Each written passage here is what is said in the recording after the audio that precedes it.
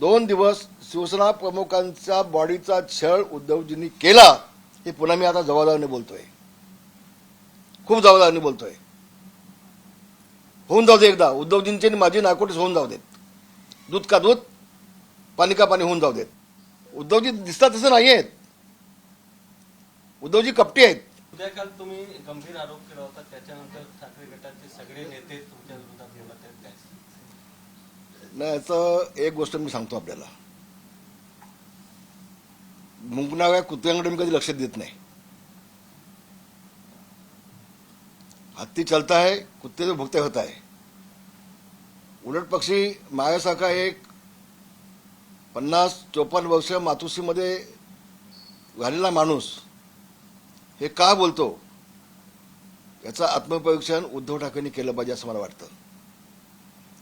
मी आज उद्धव ठाकरेंना तुमच्या माध्यमातून आव्हान देतोय, हिम्मत असेल तर तुम्ही बोला, तुम्हाला मी उत्तर देईन.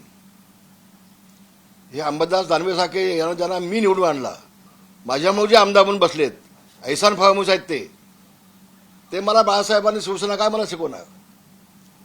अरे बाळासाहेब तर आमचं दैवत आहे, माझं दैवत आहे. आज देखील मी पूजेला बसतो तेव्हा बाळासाहेबांच्या पायावर डोकं ठेवतो. मी तुम्हाला खरं सांगतो, शपथ घेऊन तुळजाभवानीची. साहेब तर माझं दैवतच आहे, कुठं धुमत नाही त्याबाबत. पण रामदास कदम सारख्या ज्येष्ठ माणसाला हे का बोलावं लागतं.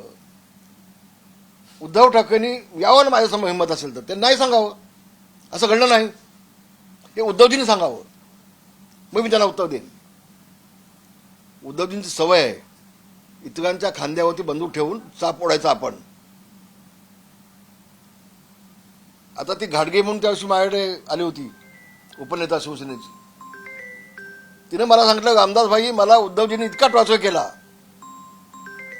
की तुम्ही रामदासांवरती बोला, तुम्ही रामदासांवरती बोला. ती म्हटली, मी काय बोलू, तो ज्येष्ठ नेते आहेत म्हणे. मी तुमच्यावरती बोललो नाही म्हणून त्यांनी शेवटी माझं ते पद काढून घेतलं उद्धवजींनी. उद्धवजी दिसतात तसं नाही आहेत. उद्धवजी कपटी आहेत. आणि मी सांगतो, 2 दिवस शिवसेना प्रमुखांच्या बॉडीचा छळ उद्धवजींनी केला, हे पुन्हा मी आता जबाबदारीने बोलतोय, खूप जबाबदारीने बोलतोय. होऊन जाऊ दे एकदा, उद्धवजींची आणि माझी नाकोटीस होऊन जाऊ देत. दूध का दूध, पाणी का पाणी होऊन जाऊ देत.